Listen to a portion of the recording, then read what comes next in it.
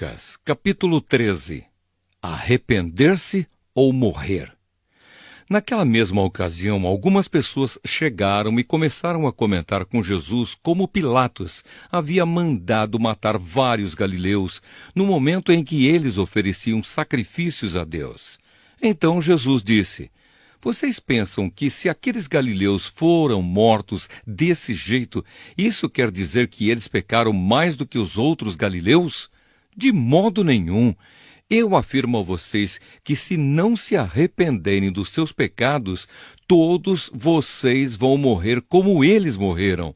E lembrem daqueles 18 do bairro de Siloé, que foram mortos quando a torre caiu em cima deles. Vocês pensam que eles eram piores do que os outros que moravam em Jerusalém? De modo nenhum. Eu afirmo a vocês que se não se arrependerem dos seus pecados, todos vocês vão morrer como eles morreram. A figueira sem figos. Então Jesus contou esta parábola. Certo homem tinha uma figueira na sua plantação de uvas, e quando foi procurar figos, não encontrou nenhum. Aí disse ao homem que tomava conta da plantação: olhe, já faz 3 anos seguidos que venho buscar figos nesta figueira e não encontro nenhum. Corte esta figueira. Por que deixá-la continuar tirando a força da terra sem produzir nada? Mas o empregado respondeu: patrão, deixa a figueira ficar mais este ano. Eu vou afofar a terra em volta dela e pôr bastante adubo. Se no ano que vem ela der figos, muito bem. Se não der, então mande cortá-la. Uma cura num sábado. Certo sábado, Jesus estava ensinando numa sinagoga. E chegou ali uma mulher que fazia 18 anos que estava doente por causa de um espírito mau. Ela andava encurvada e não conseguia se endireitar. Quando Jesus a viu, ele a chamou e disse: mulher, você está curada. Aí pôs as mãos sobre ela, e ela logo se endireitou e começou a louvar a Deus. Mas o chefe da sinagoga ficou zangado, porque Jesus havia feito uma cura no sábado. Por isso disse ao povo: há 6 dias para trabalhar, pois venham nesses dias para serem curados, mas no sábado não. Então o Senhor respondeu: hipócritas! No sábado, qualquer um de vocês vai à estrebaria e desamarra o seu boi ou o seu jumento, a fim de levá-lo para beber água. E agora está aqui uma descendente de Abraão, que Satanás prendeu durante 18 anos. Por que é que no sábado ela não devia ficar livre dessa doença? Os inimigos de Jesus ficaram envergonhados com essa resposta, mas toda a multidão ficou alegre com as coisas maravilhosas que ele fazia. A semente de mostarda. Jesus disse: com o que o reino de Deus é parecido? Que comparação posso usar?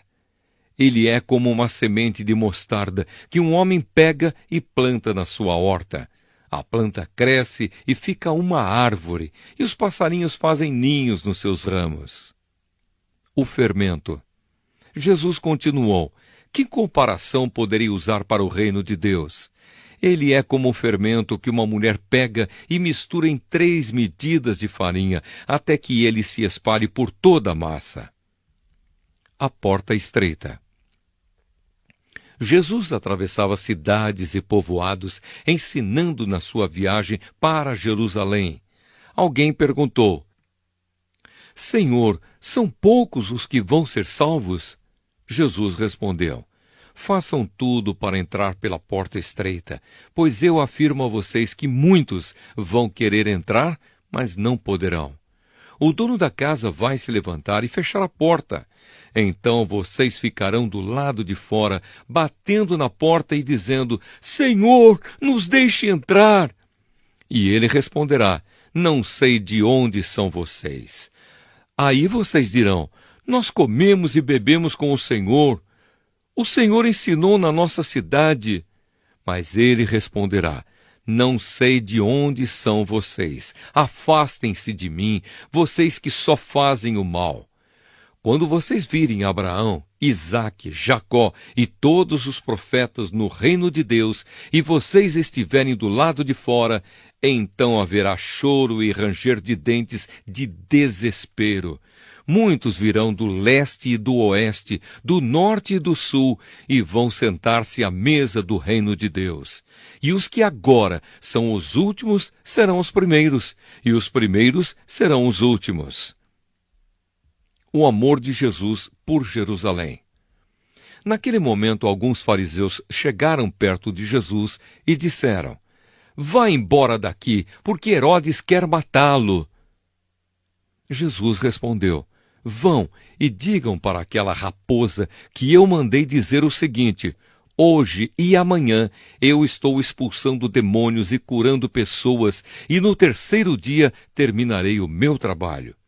E Jesus continuou: Mas eu preciso seguir o meu caminho hoje, amanhã e depois de amanhã, pois um profeta não deve ser morto fora de Jerusalém. Jerusalém, Jerusalém, que mata os profetas e apedreja os mensageiros que Deus lhe manda. Quantas vezes eu quis abraçar todo o seu povo, assim como a galinha ajunta os seus pintinhos debaixo das suas asas, mas vocês não quiseram. Agora a casa de vocês ficará completamente abandonada. Eu afirmo que vocês não me verão mais, até chegar o tempo em que dirão: Deus abençoe aquele que vem em nome do Senhor. O Evangelho de Lucas, capítulo 14.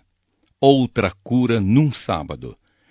Num sábado, Jesus entrou na casa de certo líder fariseu para tomar uma refeição. E as pessoas que estavam ali olhavam para Jesus com muita atenção. Um homem com as pernas e os braços inchados chegou perto dele, e Jesus perguntou aos mestres da lei e aos fariseus: A nossa lei permite curar no sábado ou não? Mas eles não responderam nada. Então Jesus pegou o homem, curou-o e o mandou embora. Aí disse: Se um filho ou um boi de algum de vocês cair num poço, será que você não vai tirá-lo logo de lá, mesmo que isso aconteça num sábado? E eles não puderam responder. Humildade e hospitalidade. Certa vez, Jesus estava reparando como os convidados escolhiam os melhores lugares à mesa. Então fez esta comparação. Quando alguém convidá-lo para uma festa de casamento, não sente no melhor lugar, porque pode ser que alguém mais importante tenha sido convidado. Então quem convidou você e o outro poderá dizer a você: dê esse lugar para este aqui. Aí você ficará envergonhado e terá de sentar-se no último lugar. Pelo contrário, quando você for convidado, sente-se no último lugar. Assim, quem o convidou vai dizer a você: meu amigo, venha sentar-se aqui num lugar melhor. E isso será uma grande honra para você diante de todos os convidados. Porque quem se engrandece será humilhado, mas quem se humilha será engrandecido.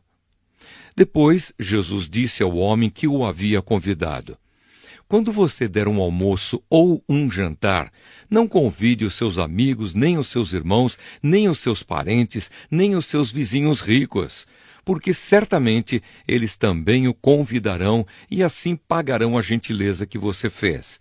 Mas quando você der uma festa, convide os pobres, os aleijados, os coxos e os cegos, e você será abençoado, pois eles não poderão pagar o que você fez, mas Deus lhe pagará no dia em que as pessoas que fazem o bem ressuscitarem.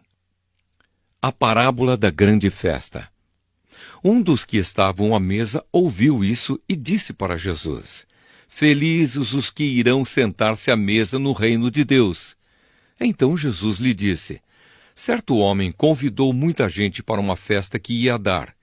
Quando chegou a hora, mandou o seu empregado dizer aos convidados: Venham, que tudo já está pronto. Mas eles, um por um, começaram a dar desculpas. O primeiro disse ao empregado: Comprei um sítio e tenho de dar uma olhada nele, peço que me desculpe. Outro disse: Comprei 5 juntas de bois e preciso ver se trabalham bem, peço que me desculpe. E outro disse: Acabei de casar e por isso não posso ir. O empregado voltou e contou tudo ao patrão. Ele ficou com muita raiva e disse: vá depressa pelas ruas e pelos becos da cidade e traga os pobres, os aleijados, os cegos e os coxos. Mais tarde, o empregado disse: patrão, já fiz o que o senhor mandou, mas ainda está sobrando lugar. Aí o patrão respondeu: então vá pelas estradas e pelos caminhos e obrigue os que você encontrar ali a virem, a fim de que a minha casa fique cheia. Pois eu afirmo a vocês que nenhum dos que foram convidados provará o meu jantar. As condições para ser seguidor de Jesus. Certa vez uma grande multidão estava acompanhando Jesus. Ele virou-se para eles e disse: quem quiser me acompanhar não pode ser meu seguidor se não me amar mais do que ama o seu pai, a sua mãe, a sua esposa, os seus filhos, os seus irmãos, as suas irmãs e até a si mesmo. Não pode ser meu seguidor quem não estiver pronto para morrer como eu vou morrer e me acompanhar. Se um de vocês quer construir uma torre, primeiro senta e calcula quanto vai custar, para ver se o dinheiro dá. Se não fizer isso, ele consegue colocar os alicerces, mas não pode terminar a construção. Aí todos os que virem o que aconteceu vão caçoar dele, dizendo: este homem começou a construir, mas não pôde terminar. Se um rei que tem 10.000 soldados vai partir para combater outro que vem contra ele com 20.000, ele senta primeiro e vê se está bastante forte para enfrentar o outro. Se não fizer isso, acabará precisando mandar mensageiros ao outro rei, enquanto este ainda estiver longe, para combinar condições de paz. Jesus terminou dizendo: assim nenhum de vocês pode ser meu discípulo se não deixar tudo o que tem. Sal sem gosto. O sal é uma coisa útil, mas se perde o gosto, deixa de ser sal. É jogado fora, pois não serve mais nem para a terra, nem para o monte de esterco. Se vocês têm ouvidos para ouvirem, então ouçam.